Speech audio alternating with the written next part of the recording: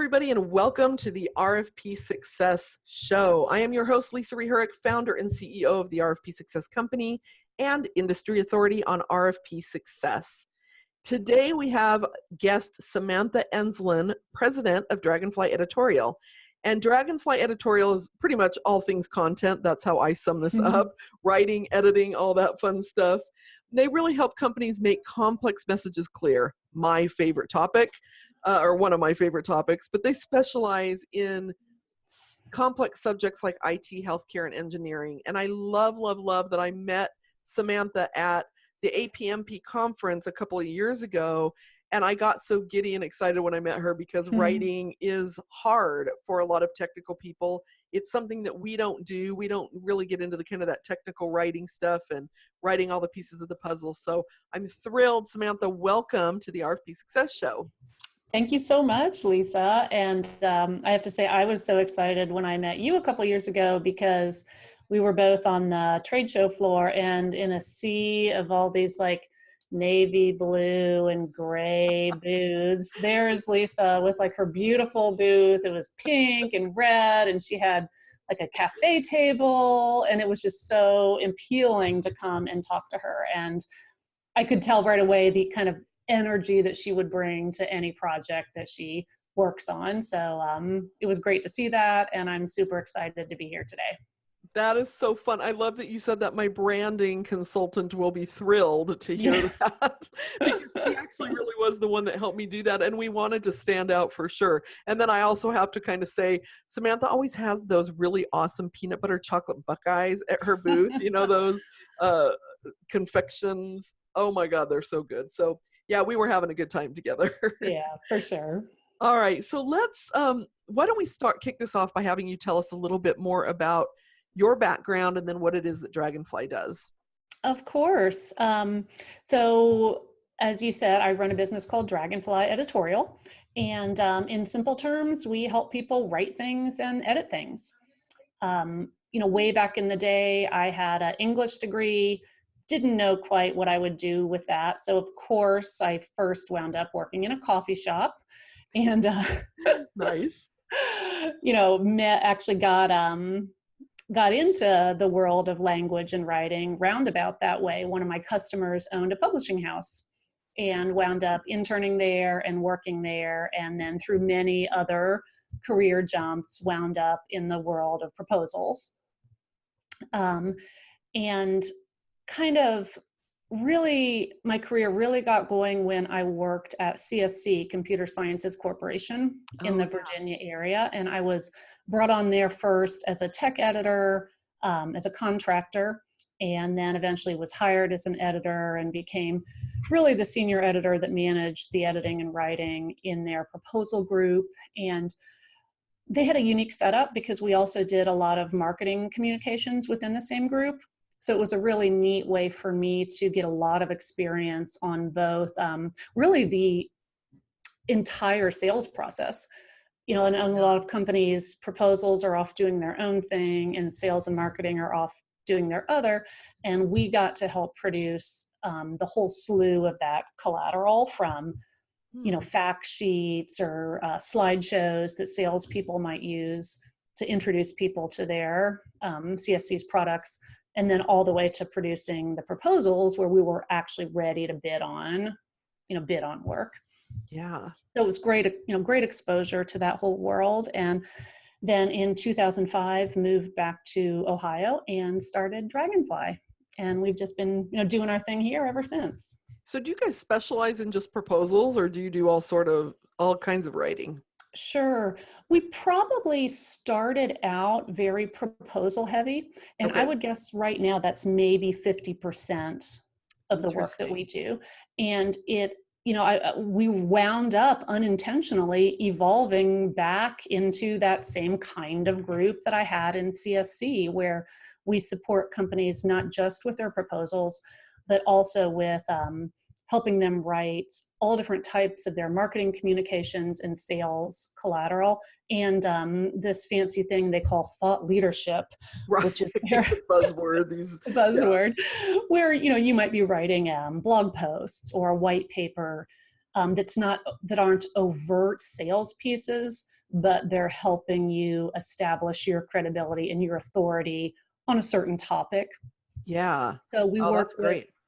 yeah, and it's really interesting work, and we work with everybody from interviewing a CEO who wants to write a CEO blog to talk about his or her company, but that person is probably incredibly intelligent, very knowledgeable about their industry, but they don't have the time or the inclination to sit down and write a 500 Yes. word blog once a week. So we're able to just sit down with them, talk about what they want to say, and then help them, get their insights down onto paper. And we might do the same thing with, teams that are doing research reports. They want to write a white paper about a certain topic. They may do, quite complex research and turn it into, kind of lay out their research, say, in PowerPoint form. And then we would help them turn that into like a 5-page white paper.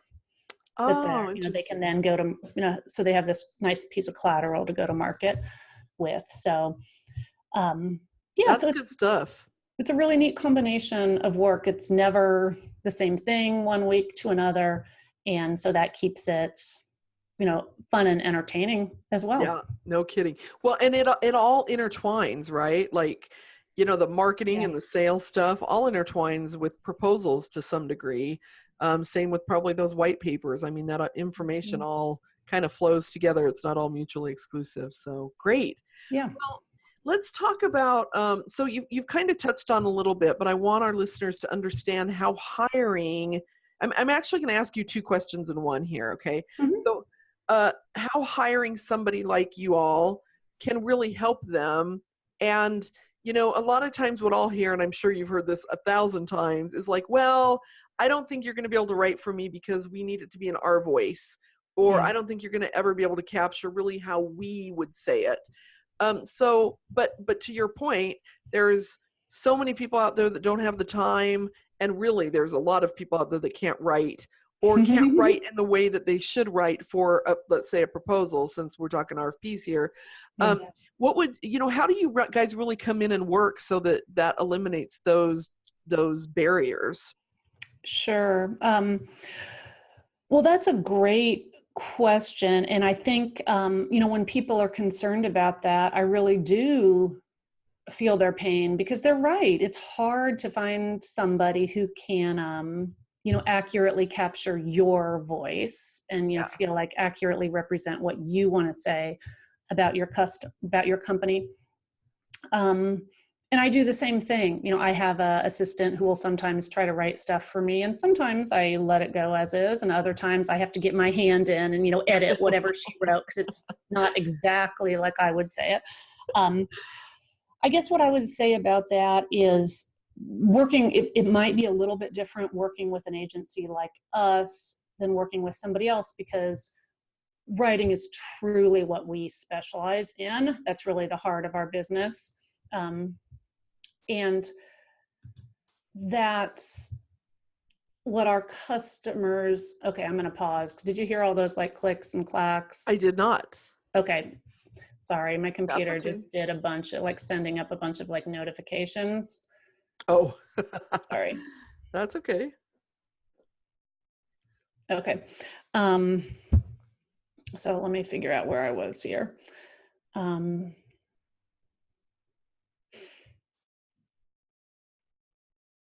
you can start that whole section over again if you want. Yeah.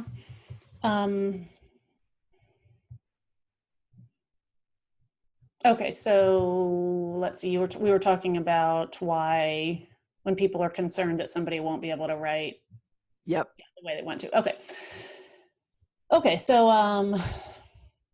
So yeah, when people express that concern that they're afraid to work with a writer because they're concerned that that person won't be able to capture their voice accurately, I really hear what they're saying and I feel their pain. And I experience, frankly, the same thing myself sometimes. For example, I have an assistant who will, help me write some material that I need to get out here and there. And it's hard for me to even though she's very good at what she does, let it go sometimes. I have to get my hand in there and edit what she's written, so it's exactly like how I would say it. So I understand where people are coming from with that.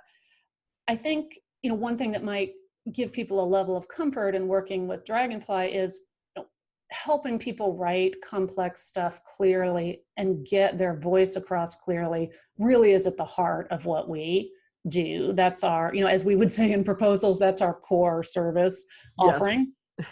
And the writers that we work with and that are on our team are really good at sitting down with a subject matter expert, whether that's the head of a company or somebody in construction working in the field, or a software developer, and helping that person kind of feel comfortable. They're not being interrogated.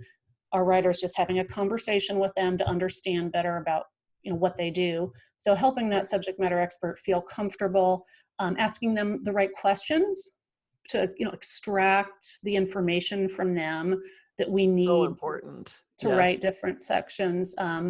Not always, a lot of times you have to have the patience to kind of keep asking questions, because often what we have observed is the first answer you get from somebody isn't always the best answer. So if you keep asking clarifying questions, all of a sudden you start to have revealed to you a much deeper answer and much more valuable information.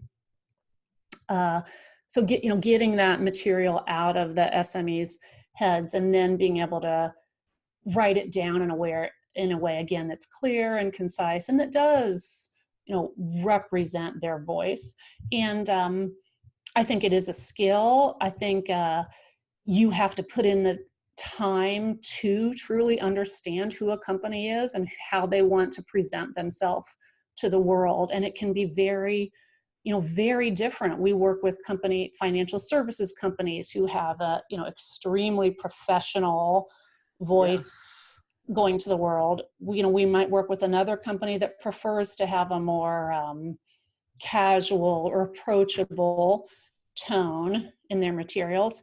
We may work with, we have one customer who is a religious entity, and even within that company, helping them with their writing, even within that company, the voice and approach to the writing may be very different. The approach that they take to writing to members of the church is very different than if they're doing informational material to people who aren't members of the church. So there's a lot of nuances in how you would approach that type of content. And so that's extends to the work we do with all of our customers, is taking the time to really dig down and understand who they are, who their audience is, ask the right questions and put in the work to be able to explain their topics clearly. Okay. I love that. And something that you said a little while ago about, the first question you ask, you generally get only so much information. I work with a client and they always talk about going 3 deep with questioning, because the first answer is always factual. Here's what I know, here's the facts. It's kind of very heady. And then it takes to that kind of third layer to get to the emotion of it, like you said. And so there's actually studies out there about that. And I love that you brought that up and that's how you approach things in your company. Yeah. Very cool. Yeah. I think two great questions that you can always ask people, after you ask that first question and get that response, is just, tell me a little bit more about that. Yes. Yes. And like, everybody loves to talk, right? And everybody, right. Once you have somebody who's actually paying attention to you, we love to talk, or just a great one is just, what else? Ooh, like I like just that these one too. open-ended, kind of questions that giving them the room to kind of unpack their brain and explain to you what you want to know. And they do have all, that's the great thing about working with SMEs, they do have all that brilliant stuff in their brain. Right. And But they don't really, know how to articulate it in the way that you need to, particularly for proposals. If we're talking yeah. about a technical subject matter expert, right? And they've got to write a sales proposal, which really is what it Mhm. is. You're still trying to sell yourself, even though there's tech specs in there. But Yeah. yeah. So, what are some of the biggest mistakes that you see people make when it comes to writing RFP responses? That's a great question. I guess I would say maybe three of them I see a lot. I would say the first mistake I see a lot is people kind of doing the everything but the kitchen sink approach to answering a question, which I totally understand, because when you are an expert on a topic and you're asked to write about it, you do have so much information about that, and it Yeah. can feel like therefore I should include it all and explain exactly how all this works. Um, And I always tell people, please don't forget that there's somebody that actually has to read all of yeah, that. yeah, there's somebody that has to read all that. Yeah. And so the problem is that can be overwhelming for readers. You have Yeah. one little question, then all of a sudden there's a 4-page response. So it's about being able to whittle that down and include what's the critical information to include here. And that's related to another problem I see a lot, which is not answering the question. Right. And sometimes it's literally not answering the question. There will be a question, and then the response just immediately starts with kind of like going into all these detail about what we do and how we handle this situation. But there's literally not something at the beginning that says the equivalent of, yes, we provide this service. Oh my gosh. It's so funny because it's the same stuff over and over and over, right? Like Yeah. this is not rocket science. And I'll tell people one of the biggest mistakes I see is that one, right? You just don't answer the question. And in the trainings that I do, people will be shaking their heads and they'll be like, no, we never do that. I'm like, I have never ever reviewed a proposal where that wasn't the case, at least on one question. So I Right. guarantee everybody in this audience is doing it. So you just have to pay attention. We get stuck in our head. So I love that you see that. Well, I don't love it, but it's so interesting that we see the same things, right? Yeah. Yeah. And so like a good principle of plain language standards, which I also follow very closely, is put the most important information first. Yeah. And so in an RFP response, that might be, immediately answering the question and including, what you think is trying to assess what you think is the critical information that needs to be included at the top. And then if Love you want to that. go down into more explanatory detail afterward, you can. And then depending on what your evaluator needs, maybe right now all they need is to literally see, yes, we can do that. And then they can skip to the next response or whatever. Or maybe they're in a situation where they're like, oh, they can do that. Okay, cool. Let's see what they have to say about that. Then they can dig down into more detail if they want. But it's all about making it easier for the evaluator, of course. Yes. And then I think, the other error I see a lot, and this is so hard not to do, is focusing more on yourself than on the customer, which it's Yep. so natural. If somebody, you're so excited, you get to bid on, somebody has asked you to bid on this project. And so your natural response is you want to explain of course, I want to do this. Here's who I am, and here's what we can do, and here's how we do this. And here's how we can help. And it's just a natural way to approach answering a question like that. So, what I tell people is maybe focusing on that last part of that, how can we help, is maybe the most important part of that. And if you can figure out how to put that at prior, that's the most important way to respond is, this stuff that we can do is going to have a certain benefit to you. And, here's how this is going to help you. An analogy of this I think about sometimes is I was on a sales call once when somebody was trying to sell to me, they were trying to sell a software package that would oversee like content management and business development and stuff. And over the course of this 45-minute conversation with the salesperson, really all she did the whole time was ask me questions about my business and what my concerns were, and, you know, what my pain points were, and how we did things, and where did I get stuck. And then yet kind of then eventually explained to me, you know, how their products could dovetail and, you know, help us with what we did. And I was like, I got off the call being like, wow, this person really understands me. They really get me. They really know what I'm going through in my business.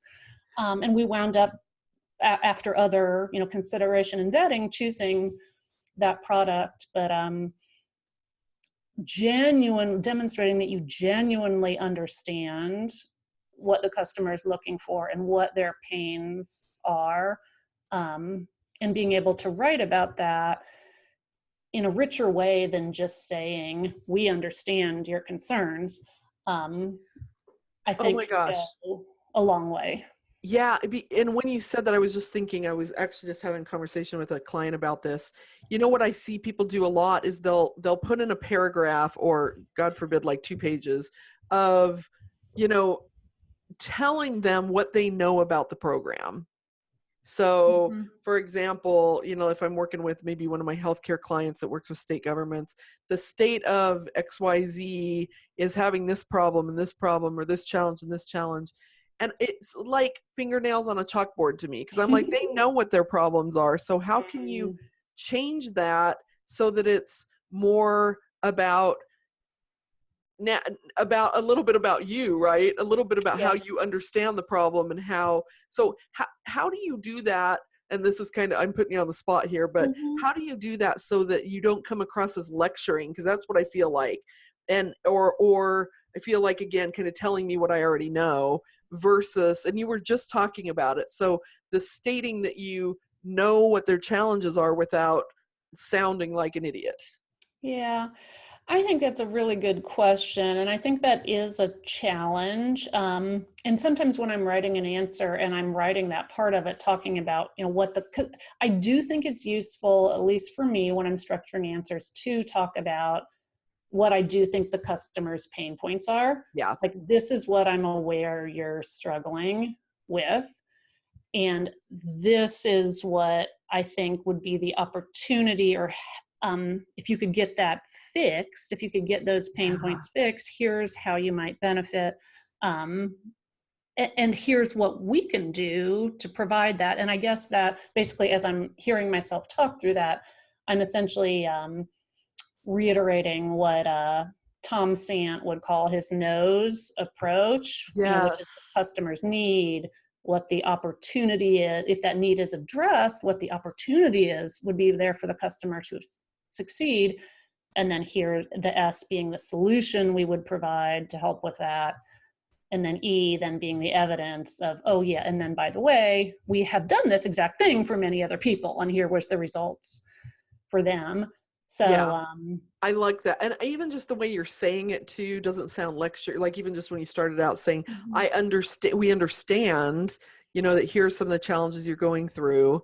It's not just about, you know, telling them, it's about, there was just a softness in it when you said that. So I think that's important. I like that. Yeah. And I am not, there's, you know, better people than me that talk a lot about the so-called capture process.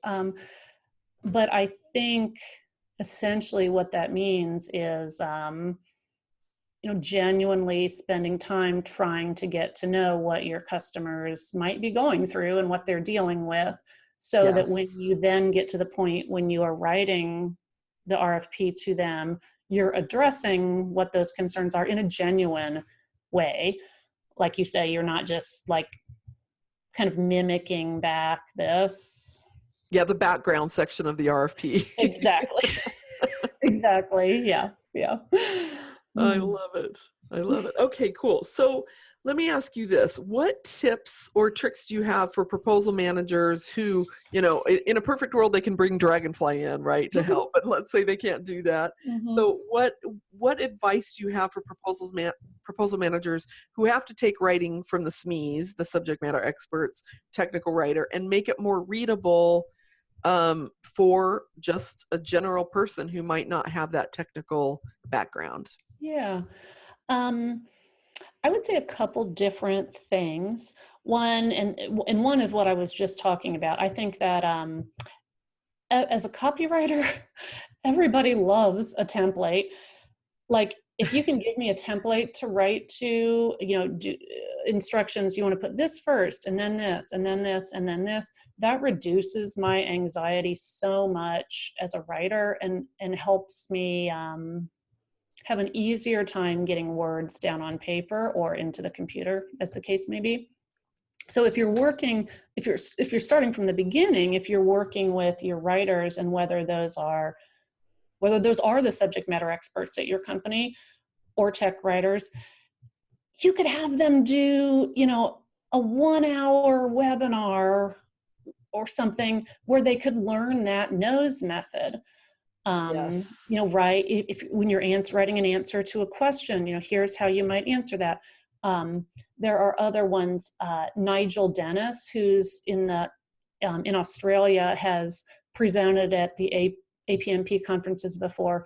He calls his the ISBP method, which is very similar. It's issue, solution, benefit, proof. So Oh, there's a little nice. template. Yep. Julia Quigley, who used to be at Lofeld, has an approach that she teaches called APB, which is approach, process, benefit. And the approach is kind of like a high level, a couple sentences of, okay, here's how we're going to approach this. The P is the process. Here's more detail. So you're giving Yep. the most important information first. Here's how we would approach the answer this question. Yeah. A little more detail in the P and the process part, and then again the B is the benefit. So I think giving your writers templates like that to work to and think about is going to make the writing come out more useful from the start, more targeted, Yeah. rather than just like, oh my God, here's a big download on this topic. Yeah, exactly. Here's the question, just answer it the way you think best, and everybody thinks differently. Yeah. And then, the other thing that people can do, I recommend a lot, is to make technical content more palatable and easier to read, is to simply use the readability feature that's offered in Microsoft Word. That's a feature you can turn on and enable, and then run a readability scan on your document, and it will tell you, for example, this came back at a 12th grade readability level. Really? I didn't even know about this. This is something new I'm learning. I love it's this. super cool, super easy. Or this came back at a 30th grade level readability, which, like, what is 30th grade level? We don't know, but it's not good. Right.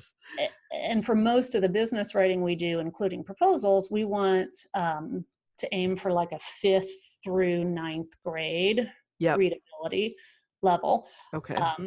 And a lot of when you're measuring readability, it looks a lot at how long your sentences are.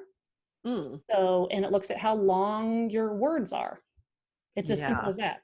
So if you're writing something, you're writing these long, garbled 40, 50, 60 word sentences, nobody wants that. If you're including all these unnecessarily long, complicated words, getting a high readability, a bad score on your readability meter is going to be an indication of like, oh, here's some things I need to fix. Nice. So. Okay, Samantha, I have to stop for a minute because this is so funny. What time is it? 1:50. I came in here with 100% battery power, and I forget that this microphone sucks up battery, and I forgot to bring my charger in. So let me go get my charger before it cuts us off. Yep.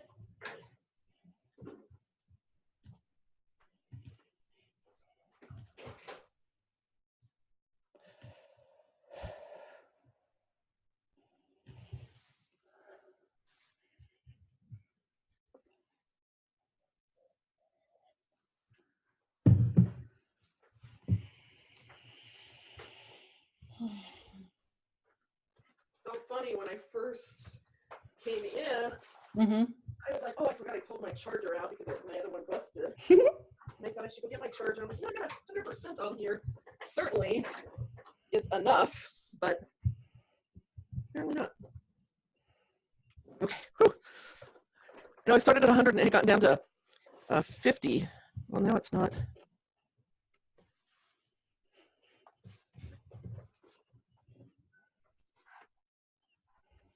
That's so weird. It's not even registering that it's plugged in. Which is what happened to my last charger. Ah! That's weird. You're also, I don't know if I am, you're also breaking up a bunch all of a sudden. You know what? I noticed that a couple minutes ago too. Okay. Like I hear staticky. Is that me or you? Right now, when you're talking, it's breaking up and it's staticky. Well, geez. How miss I am. We could end the Zoom call and try another one. It might be that. I don't know if that'll mess you up. Maybe we can, let's do that and then I'll go into the other room where I can really plug in. Okay, so let's go out and then give me about 2 minutes. I'll get to the other room and then we'll resume. Okay, I'll call back into the same invite number or whatever, invite thingy, URL. Okay. Perfect, thank you.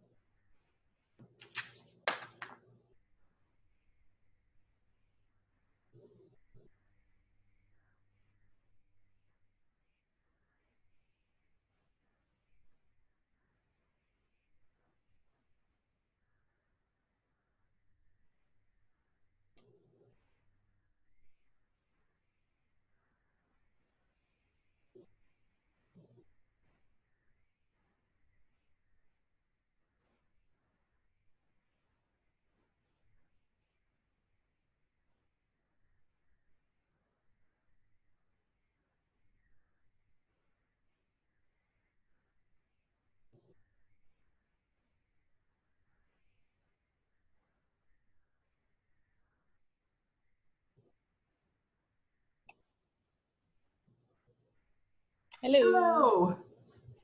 Am I better? Yes, that seems to sound fine now. Okay, perfect.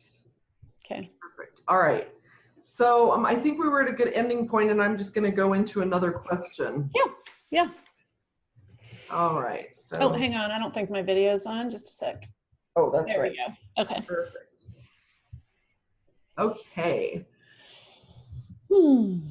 All right, so that was super great advice, Samantha, around kind of that template. I love the idea of giving them a framework for that instead of just loosey-goosey. That's really good. Kind of in the same vein, what tips or tricks do you have for taking writing from multiple different sources and making it sound like one voice? Because that's really the brilliance of what you guys do, right? That's what trained writers are trained to do. But are there any tips or tricks for people that, again, maybe can't bring you guys in and there's a proposal manager that has to figure this out? Sure. I guess my advice for anybody who's running a proposal is I do think at some point in the process you want to put it through a complete copy edit. So that's going to be everything from making sure that your spelling, grammar, and punctuation are standard to do all the figures have a proper call out? Have all the acronyms been spelled out at first reference? If you're talking about a URL, does the URL actually go someplace? Oh my God. I laugh Speaking, because, it's true, right? How many people really think that? speaking of APMP, I once was editing a proposal. I don't know why this was in the proposal, but that was referencing APMP. But the acronym used was ABMP, which is the associate, or what was it? APMP. Maybe business Anyway, management professional? no, it went to the Association of Body Work Professionals. In Oh other my words, gosh, massage hilarious. therapists. So it Not quite the wasn't right one. totally, it wasn't totally inappropriate, but it was certainly not going to the right place. It was close, but the transposition of two letters can change things quite a bit. And, it's a great point. Don't assume that people know acronyms. And in that vein, I'm going to say APMP for everybody listening. If you don't know, stands for Association of Proposal Management Professionals. Samantha and I are both members of that organization, and that's what I mentioned at the beginning of how we met. So yeah, make sure, don't assume anything. Make sure that you spell those acronyms out. So, okay, so let you keep going on that.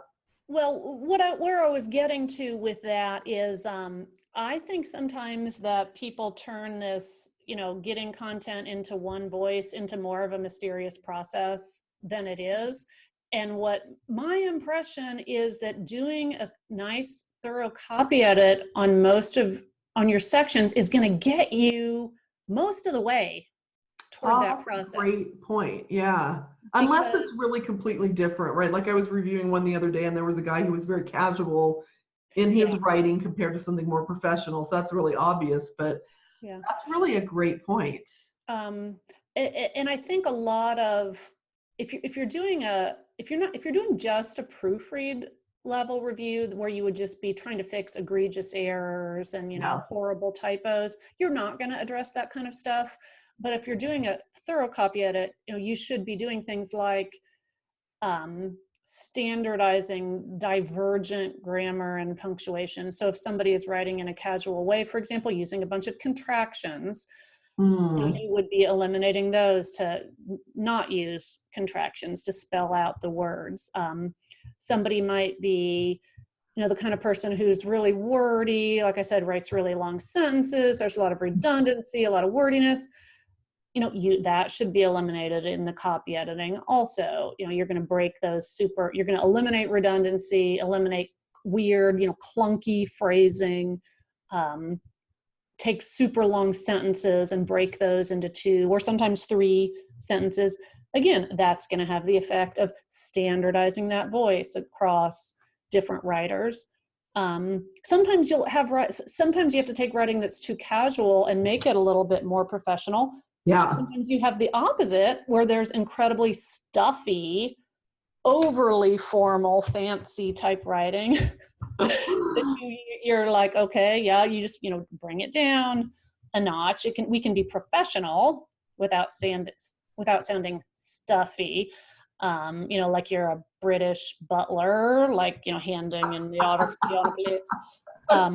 So a lot of that stuff that we do as part of copy editing is going to go a long way toward, creating a standard voice across your different sections. So, whether you bring in somebody externally to handle that or whether you have somebody in-house who can do that, again, I think that'll take you a long way toward creating that same voice across sections. Love that. Yeah, I really like that advice because it's true. I think, I hear it a lot, and I love that advice of just, because the other thing, I have one client in particular that I'm thinking of that has they've got really big, huge responses, and they're very healthcare technical, and they'll be talking to a state, and sometimes somebody will mention in their writing, they reference the department, and then the other writer references the state, and so those kinds of consistencies are, and something they do very well is pulling that all together from a copy editing standpoint. So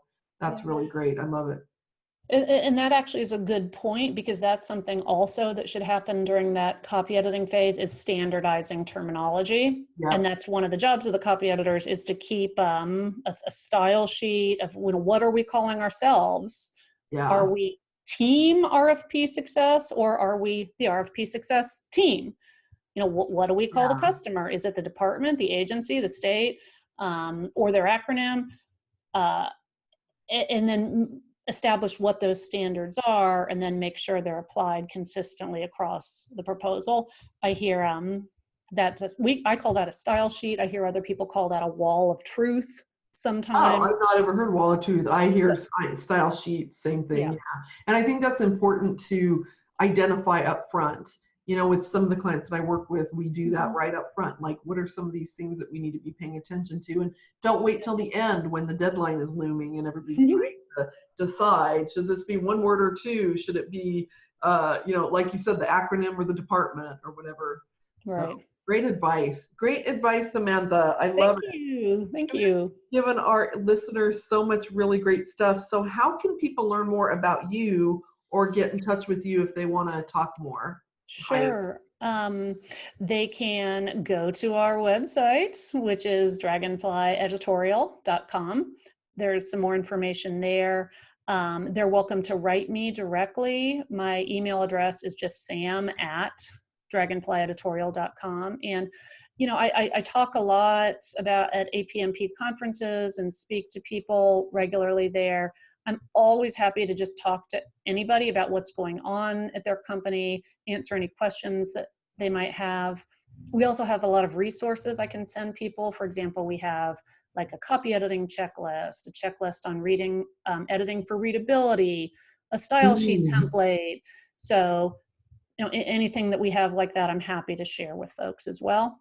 That's nice. And I did pick up a copy of your copywriting checklist at the conference, and I loved that. So Yay. take her up on that, everybody. And we'll, as always, we will have all that information in the show notes for all of you listening. If you missed any of that, we'll have links to her stuff. So yeah. All right, Samantha. Well, thank you so much. I so appreciate you being here as my guest. You've given great tips. We appreciate you sharing with the audience. Thank you. It was a real pleasure to talk to you. You are always a bright spot in the proposal world. So whether I get to see you at a conference or talk to you on the podcast, it's really awesome. And I look forward to it. I appreciate that, Samantha. Thank you so much. All right, everybody. Well, you have been listening to the RFP Success Show, and we are signing off until next week.